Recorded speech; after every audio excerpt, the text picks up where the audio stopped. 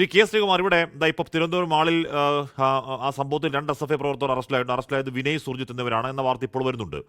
ശ്രീ ശ്രീകുമാർ, ഇവിടെ ആ പോലീസുകാരൻ SFI വിദ്യാർത്ഥികളെ ഒന്നല്ല പലയാവർത്തി പല സ്ഥലങ്ങളിൽ മർദ്ദിച്ചു.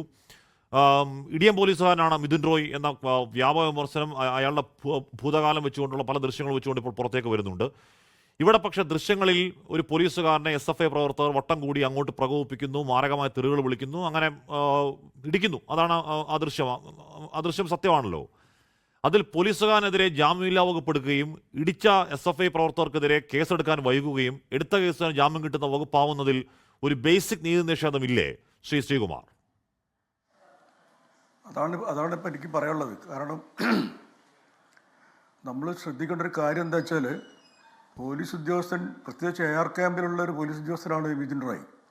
അവർ സ്വന്തം ഇഷ്ടപ്രകാരം ചെയ്യുന്ന ഡ്യൂട്ടിയല്ല. ഒരു പൊതു താല്പര്യം മുൻനിർത്തിയിട്ട് ജനങ്ങൾക്ക് സമാധാനപരമായിട്ട് ആഘോഷം നടത്താൻ കഴിയണം. അതിനുവേണ്ടി ആണ് പോലീസ് ഡ്യൂട്ടി ചെയ്യുന്നത്. ആ ഡ്യൂട്ടി ചെയ്യുന്നതിൽ എന്തെങ്കിലും നേരത്തെ താങ്കൾ പറഞ്ഞ പോലെ ആർക്കെങ്കിലും പരാതി ഉണ്ടെങ്കിൽ മേലുദ്യോഗസ്ഥർക്കോ അല്ലെങ്കിൽ ആഭ്യന്തര വകുപ്പിനോ പരാതി കൊടുക്കാം. 24 മണിക്കൂറും ഡ്യൂട്ടി ചെയ്യുന്ന വിഭാഗമാണ് പോലീസ് ഉദ്യോഗസ്ഥൻ.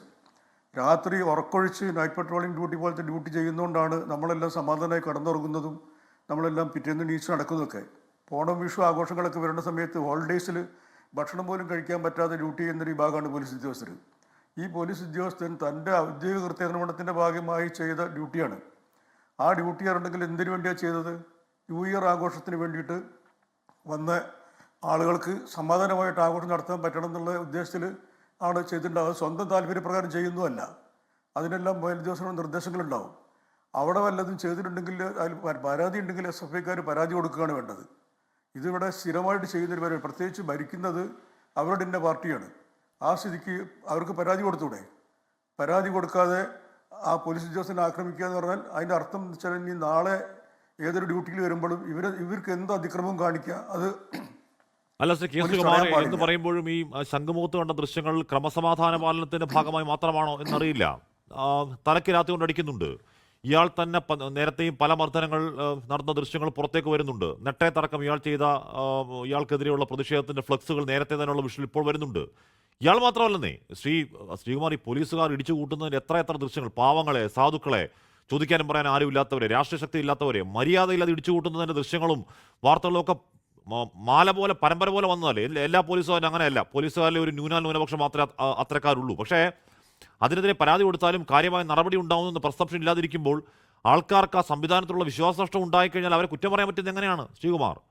എനിക്ക് അടി കൊണ്ടാൽ ഞാൻ പോയി പറഞ്ഞു കഴിഞ്ഞാൽ അനീതിയാണ്, ഞാൻ പറഞ്ഞാൽ ഒരു നടപടി ഉണ്ടാവുന്നില്ല. നടപടി ഉണ്ടാവാത്തപ്പോൾ എനിക്ക് നീതി തേടി ഞാൻ തന്നെ ഇറങ്ങുക എന്നൊരവസ്ഥയിലേക്ക് സമൂഹത്തെ എത്തിക്കുന്നതല്ലേ ശ്രീകുമാർ? അതിന് ആ പറയുന്നതിനോട് ഞാൻ യോജിക്കുന്നില്ല. കാരണം എന്താണെന്ന് വെച്ചാൽ, ഈ പരാതി കൊടുക്കുന്നത് ആർക്കാണ്?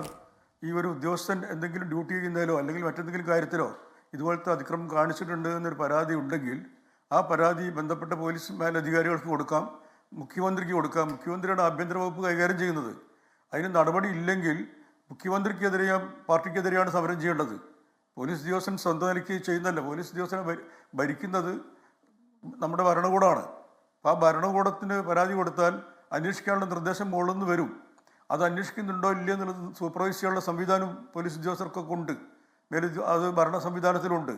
അങ്ങനെ നോക്കിയിട്ട് നടപടിയെടുക്കാൻ വേണ്ട. ഇപ്പോൾ ഇയാൾ ചെയ്ത് ഡ്യൂട്ടീൻ്റെ ഭാഗമായിട്ടാണെങ്കിലും അല്ലെങ്കിലും അതിന് പരാതി കൊടുക്കണം. ആ പരാതി കൊടുക്കാതെ അത് അതിനുവേണ്ടി വേണ്ടതൊന്നും ചെയ്യാതെ പിന്നെ ഇയാളും ഇയാളുടെ സഹോദരിയും കൂടി ഒരു വഴിക്ക് പോണ സമയത്ത് അവിടെ വെച്ചിട്ട് വഴിക്കിൽ വെച്ച് ആക്രമിക്കുക, അത് ആ പാവം കൂടെ പോകുന്ന ആ കുട്ടിയെയും ആക്രമിക്കുക. എന്നിട്ട് അത് മാത്രമല്ല, ആ സംഭവം മുഴുവൻ പുറത്തു വന്ന സമയത്ത് പോലീസ് കേസെടുത്ത എങ്ങനെയാണ്? SFIക്കെതിരെ ദുർബല വകുപ്പ്. അതേസമയത്ത് തടഞ്ഞു നിർത്തി യാത്ര തടസ്സപ്പെടുത്തി അതിക്രമം കാണിച്ചു.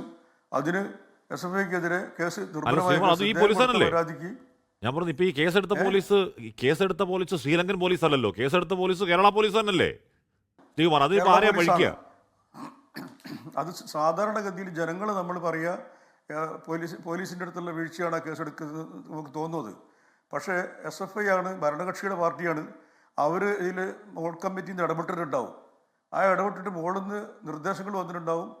അല്ലെങ്കിൽ ആ കേസെടുക്കാൻ താല്പര്യപ്പെട്ട ഉദ്യോഗസ്ഥൻ ഈ CPM താല്പര്യമുള്ള ആരെങ്കിലും ആയിരിക്കും.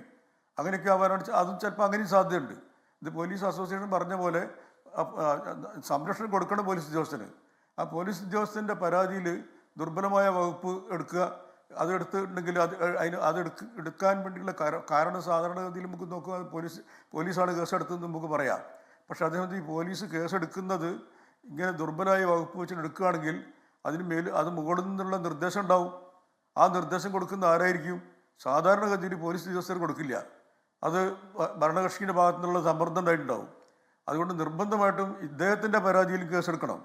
എന്നിട്ട് എന്താണ് ശരിയെന്നാണെന്ന് ഇൻവെസ്റ്റിഗേഷൻ നടത്തണം. ഇൻവെസ്റ്റിഗേഷൻ നടത്തിയിട്ട് അതിനാണ് ചാർജ് ഷീറ്റ് കൊടുക്കേണ്ട സമയത്ത് കൊടുക്കണം. അതാ വേണ്ടത്. ഏതെങ്കിലും ഒരു പരാതിക്ക് മാത്രം സപ്പോർട്ട് ചെയ്യുന്ന പരിപാടി ഇങ്ങനെ ചെയ്തു കഴിഞ്ഞിട്ടുണ്ടെങ്കിൽ നാളെ ഒരു പോലീസ് ഉദ്യോഗസ്ഥന് ഡ്യൂട്ടി ചെയ്യാൻ കൂടി പറ്റില്ല, ഔദ്യോഗിക ഡ്യൂട്ടി ചെയ്യാൻ കൂടി പറ്റില്ല. ആ ഡ്യൂട്ടി ചെയ്ത് കഴിഞ്ഞിട്ടുണ്ടെങ്കിൽ ഇതുപോലത്തെ പരാതി വന്നിട്ടുണ്ടെങ്കിൽ തനിക്കെതിരെ എടുക്കുന്ന വകുപ്പ് ജാമ്യമില്ലാ വകുപ്പായിരിക്കും താൻ ചെയ്യുന്ന ഡ്യൂട്ടിക്കൊക്കെ. അതേസമയത്ത് എതിർകക്ഷീൻ്റെ ഭാഗത്തുനിന്ന് വന്ന പരാതിക്ക്, തനിക്കെതിരെ വന്ന പരാതിക്ക് ജാമ്യമില്ലാത്ത വകുപ്പ് എടുക്കുക, തൻ്റെ പരാതിക്ക് ദുർബല വകുപ്പ് കൊടുക്കുക. പക്ഷെ അപ്പം കേസ് കൊടുത്തില്ല എന്ന് വരും. ഇങ്ങനെയൊക്കെ ആണെങ്കിൽ ഈ ഒരു അവസ്ഥ പോലീസിന്റെ മനോവീര്യത്തെ ബാധിക്കില്ലേ എന്ന ചോദ്യം നിൽക്കുന്നുണ്ട്. ലോകത്തെവിടെയായാലും ഏത് സമയത്തും 24 വാർത്തകളും ഓഗ്മെന്റഡ് റിയാലിറ്റി പാക്കേജുകളും എക്സ്പ്ലെയിനറുകളും വിശദമായി കാണാൻ ഞങ്ങളുടെ യൂട്യൂബ് ചാനൽ നിങ്ങൾക്ക് സബ്സ്ക്രൈബ് ചെയ്യാം.